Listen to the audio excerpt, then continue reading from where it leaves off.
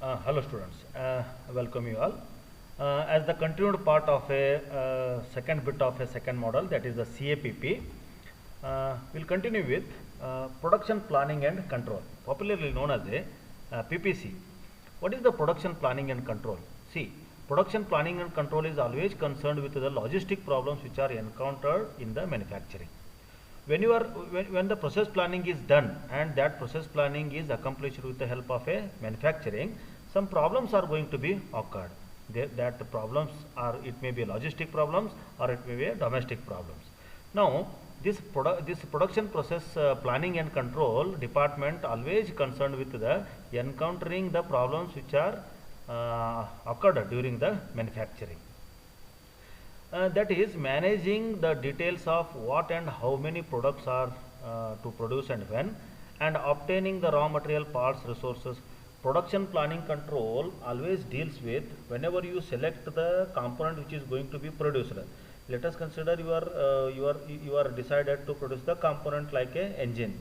Now to produce the engine, how many components are going to be produced to make a one complete final product known as a engine, and what is the time required to produce the each component, and what is the time required to assemble it, so that the final component is when the final component is going to be ready. That is complete information is going to be studied and done with the help of this PPC. Now to produce that different 100 or 10 components, let us consider that engine consisting of 10 components. To produce that 10 components, how much raw material is required and how many components are going to be required, whether the 10 components are required, 20 components are required, and to produce this 10 components, how many machines are going to be required, and to produce that components, how many persons are going to be required. In some cases, if you use the traditional machines, the continuous monitoring is required in the traditional. But when you consider the CNC or VMC, the momentary the person is only used to monitor. But here in the traditional, the worker has to give the 100% attention towards the manufacturing. So production planning control, remember this production planning control department always deals with the logistic problems which are encountered during the manufacturing, and it is going to be decided how to do, when to do, what to do, right? The component, the standard process plan is selected, and for that standard process plan, how many machines are required, how many workers are required, how much quantity of raw material is required, and total producing components number, how many numbers are there. So everything is going to be planned with the help of this production planning and control system. Deciding which product to make in a what quantity and when they should be completed. But yes, as I told you, the delivery date, that is when the material is going to be dispatched. According to that, the manpower is going to be applied. If only 10 days are given for the production of 100 components, so the number of machines are going to be increases, number of shifts are going to be increases, number of persons are going to be increases. So depend upon the time and depend upon the quantity of product being manufactured, the production planning department is going to be work. Now next one is a material requirement planning, MRP. It is popularly known as a MRP.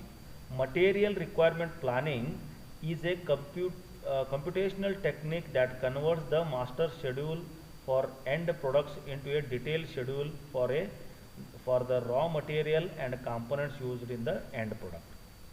In simple way, I'll tell you what do you mean by the material requirement planning. Suppose if you are interested to produce the component such as a engine block, how many quantity of engine block is going to be selected, it is decided by the PPC, right? Production planning and control.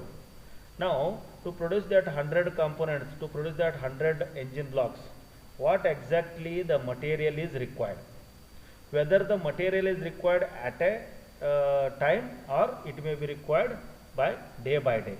So everything it is done with the help of a material requirement planning, because in large industries, if you purchase the material, the raw material in a bulk, it may be get less amount. So that this material requirement planning department works on that, how much raw material is required, how much raw material is required and when exactly it is required. Depend upon that it is going to be work and it is going to be allow the raw material for the production. Dependent and independent demand. So first of all, this independent demand. What do you mean by independent demand? See, demand for the product is unrelated to the demand for their other items. Such example, final products and spare parts.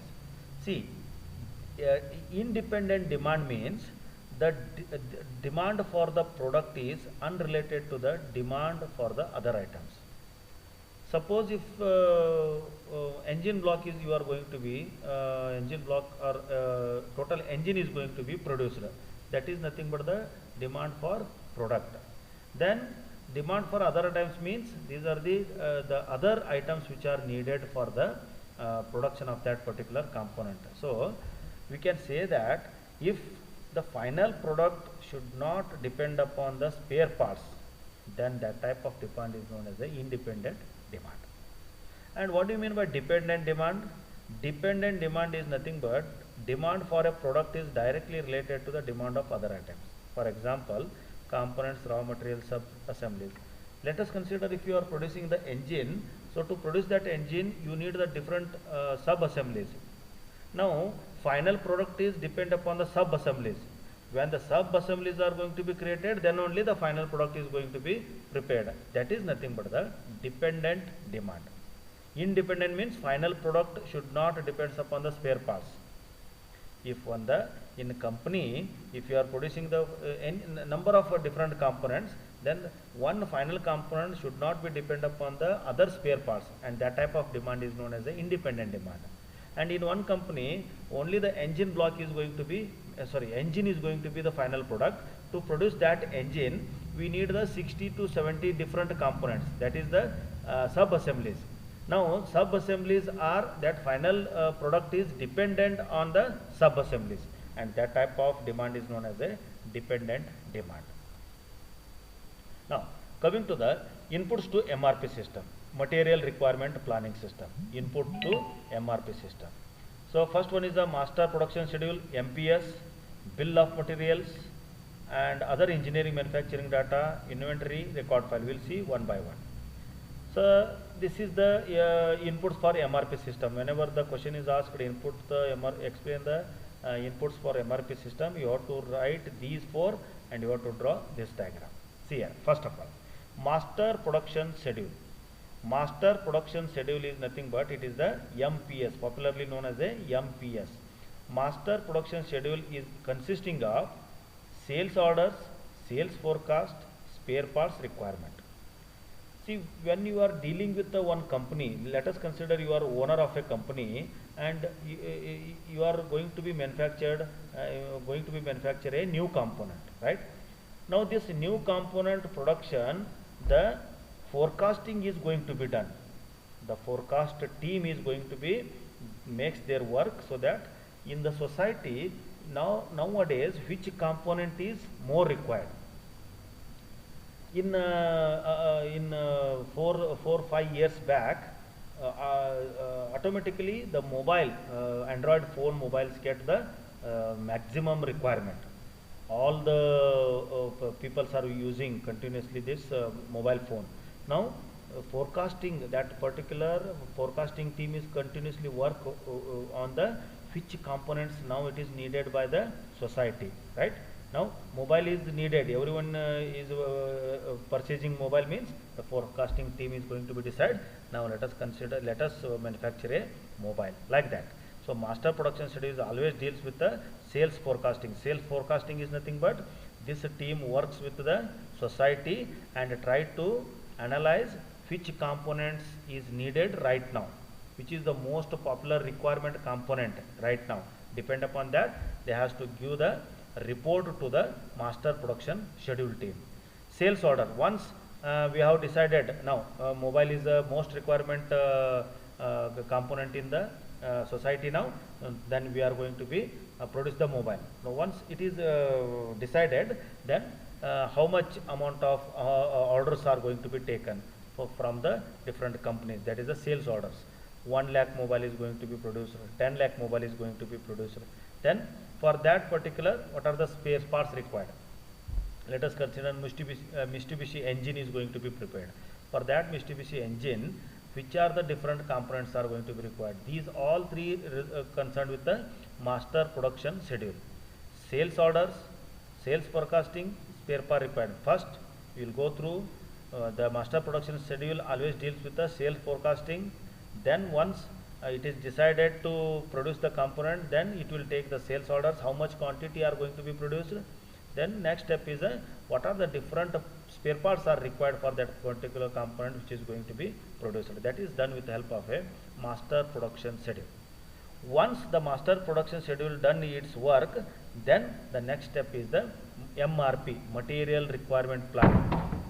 For that particular component, what is the material required? What is the material required?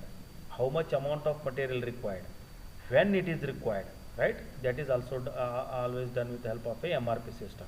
Inventory record file. Inventory record file means for that particular component which is going to be manufactured, whether all the raw material we are going to be buy from others, or we are having some we are having some raw materials within the factory. That has to be done with the record, this inventory record file. Got the idea? If suppose 10 kg of raw materials are required, whether all the 10 kg we should buy from the vendor, or some that raw material is there in our factory, it is going to be checked. Then next point is the capacity planning. So to do that particular component, whether we have the sufficient capacity or not. Capacity planning means whether we are having the sufficient resources like machines, men, other facilities, all are there or not. That is going to be discussed or decided by the capacity planning department. So once now we are capable of producing 100 components per day, that much resources we are having. We are having 100 CNC machines, we are having 100 workers, and we are having the different number of tools. So that is done with the help of a capacity planning. Then bill of materials, other design manufacturing data. So once the component is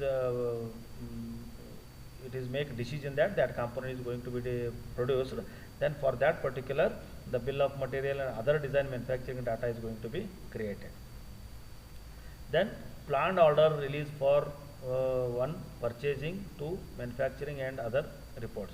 So once it is decided that this component is going to be manufactured, then it is going to be order release for the purchasing and manufacturing the other component output reports. These are the inputs for the MRP system. Okay, what do you mean by master production schedule? What do you mean by material requirement planning? What do you mean by capacity planning? What is the bill of material? What is the product design? What is the manufacturing engineering? All are comes under the inputs of a MRP system. Now, how MRP works? How MRP works? Let us consider this is the final product. Let us consider this is the engine, right? This is the engine. Now, this engine has got some sub assemblies. Engine block is there, piston head is there, connecting rod is there, right? Number of components are going to be assembled with each other to produce the final product. The best example I have given is the engine is the final product, and sub assemblies are engine block, connecting rod, crankshaft, right? These are the sub assemblies. Then sub assemblies may be 2 or 3 and final product is 1. So final product P is 1 and sub assemblies S1, S2, S3, S4 is depend upon the final product in which how many sub assemblies are going to be used. To produce that sub assemblies, how many components are required? In the sub assembly, let us consider engine block. For that engine block, to make the assembly of that engine block, how many other components are required? Engine head is required, side nuts are required, gasket valve is required, right? To produce that engine block, how many components are required? So that components are C1, C2, C3, C4, C5, C6. These are the different components which are required for produce that particular sub-assembly. Once the components has been decided, then raw material for that component, it is going to be decided. Let us consider this C1 is a sub-assembly is engine block, and for engine block it is a engine head, it is a gasket, and these are the nut and bolts. Now for the engine head, which is the raw material is required, for the gasket, which is the raw material is required, and for the nut and bolt, what is the raw material is required. So this is the, in this way MRP, material requirement planning department, works. First of all, they are looking towards the final product. In the final products, how many sub-assemblies are there? To produce the sub-assemblies, how many components required? To produce all that component, what is the raw material is required? And in this way, the material requirement planning department works. Now, MRP output and benefits. What are the important MRP output and benefits? Output that can be used for MRP, planning and managing the plant operations. Planned order release. This provides authority to place order that have been planned by MRP system. A report of planned order release in the future. It means, and last one, rescheduling notices indicating changes in the due dates for the open orders. So MRP output and benefits are, with the help of MRP, the plant operations are going to be managed. There should not be any waste time, waste material is going to be done. Once the standard process plans are made, and once the production planning control department takes care of the things, then it is very easy to run the process with the MRP, right? Material requirement planning. That planned order release, when the product is going to be released, that is also depend upon, it is going to be decided by the MRP system or MRP department. Then which product is going to be released in the future. In the December we are releasing the Samsung 2120. In the 2022 we are releasing the another one phone. Like that, that report is going to be made with the help of a MRP, because with the forecasting, the material requirement planning has to be done. That raw material or other sub assemblies are going to be done. That is the output and benefits. Cancellation notice indicating that certain open orders have been cancelled because of MPS. In some cases, initially the raw material, the MPS system or the master production schedule may give the information about the requirement of a product in the future, but due to some deficiencies, the order may be cancelled. So that is also, it is taken care of by the MRP system.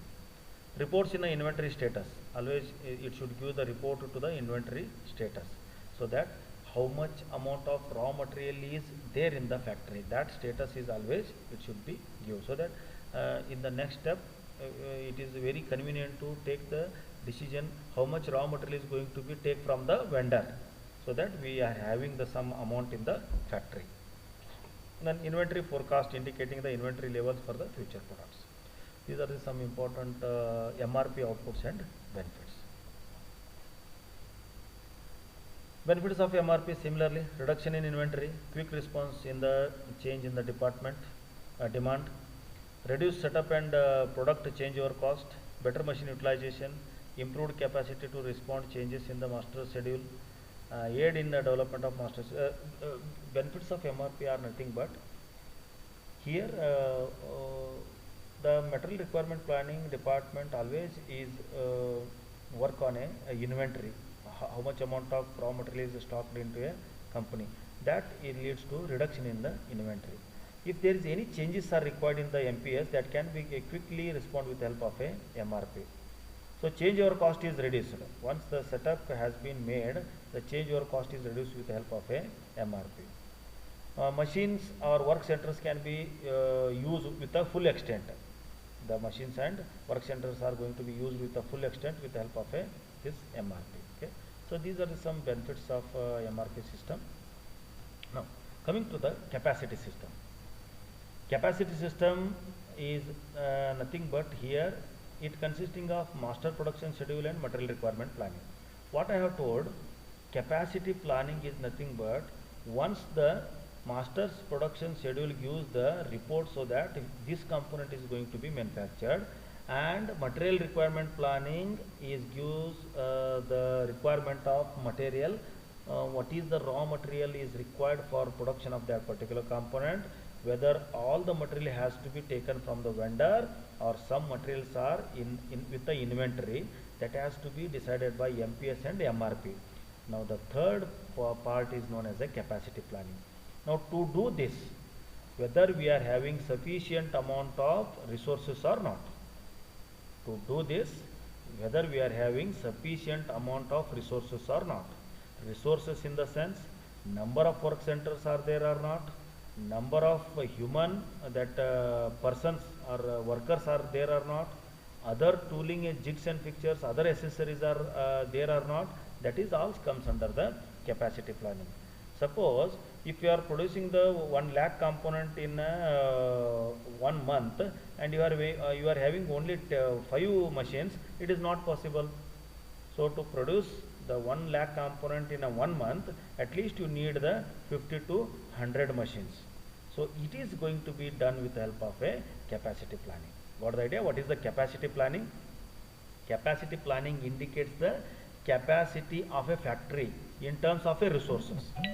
Capacity of a factory in terms of a resources, and those resources are nothing but number of workstations, that may be traditional machines, that may be CNC machines, and to run that machines the workers are going to be needed, and number of workers are needed, and the other accessories like jigs and fixtures, or it may be sometimes other additional toolings are required. That is it is decided with the help of a capacity planning. Okay, thank you one and all. So this is the about CAPP, computer aided process planning. You go through the 2 videos, and if you have any problem, feel free to ask. Thank you one and all.